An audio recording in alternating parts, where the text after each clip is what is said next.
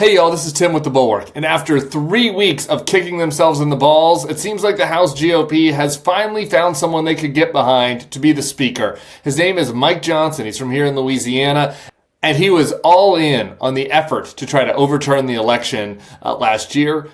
He was asked about this in a press conference last night. Mr. Johnson, you helped lead the efforts to overturn the 2020 election results. Will you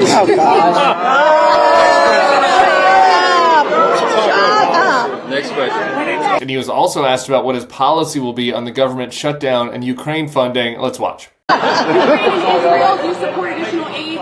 You've asked your question. You asked your question. Go away. We're not doing policy tonight. Any other questions? What children? I mean, that was Congresswoman Virginia Fox shouting, "Shut up, shut up." At a reporter for asking a legitimate question. We cannot ask someone whether they plan to shut down the government next month.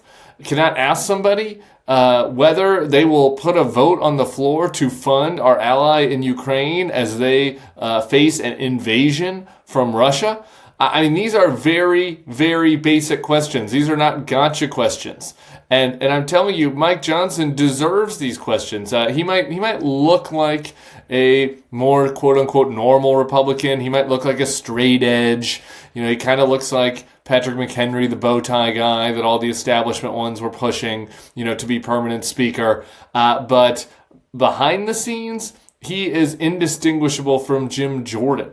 He has been as aggressive as anyone at pushing the election conspiracies, and he has far-right views on a range of issues.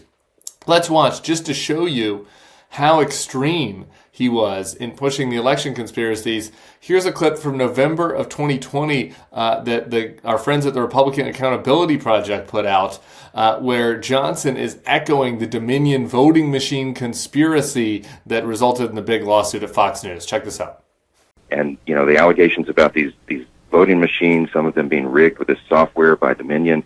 Look, there's a lot of merit to that. And when the president says the election is rigged, that's what he's talking about. Yeah, so that's not like casual stop the steal stuff. That's just not like, oh, going along to get along. Not that that was any better. That is the dude actually pushing the craziest Kraken-laced conspiracies about the election rigging. This idea that the machines were broken, that you can't trust our democracy.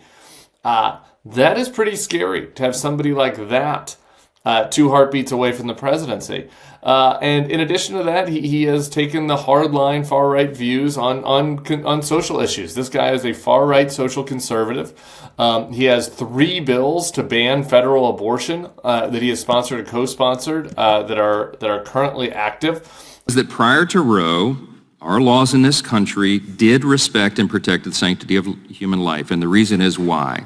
It goes back to our nation's birth certificate, the Declaration of Independence. And the founders, the ones who put this country together, recognized that life was sacred because it is given to us by our Creator, by God. And they recognize that we are indeed made in that Creator's image. We're made in God's image. And because of that, every single human person has inestimable dignity and value.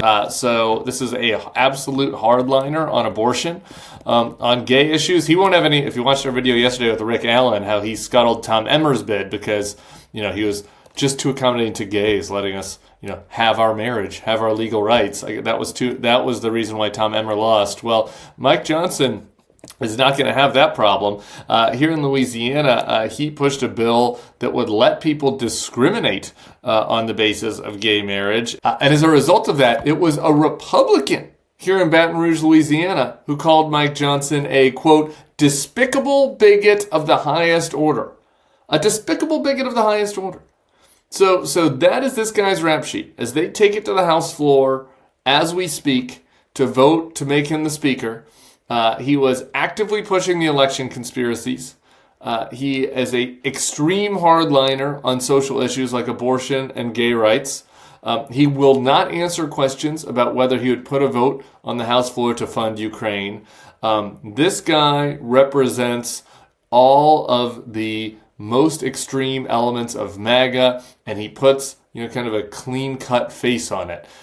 So maybe that's the Goldilocks type of candidate for this House GOP, but it is something to be very concerned about. And in the days to come, hopefully he will be pressured to actually answer questions about how he was complicit in the attempt to overturn the 2020 election, because you can't just tell people to shut up for long if you become the Speaker of the House.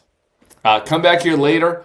After the vote, we'll have additional updates, and we have a longer analysis on Mike Johnson and what his speakership might mean on the next level, coming later tonight with me and JVL and AB Stoddard. Peace.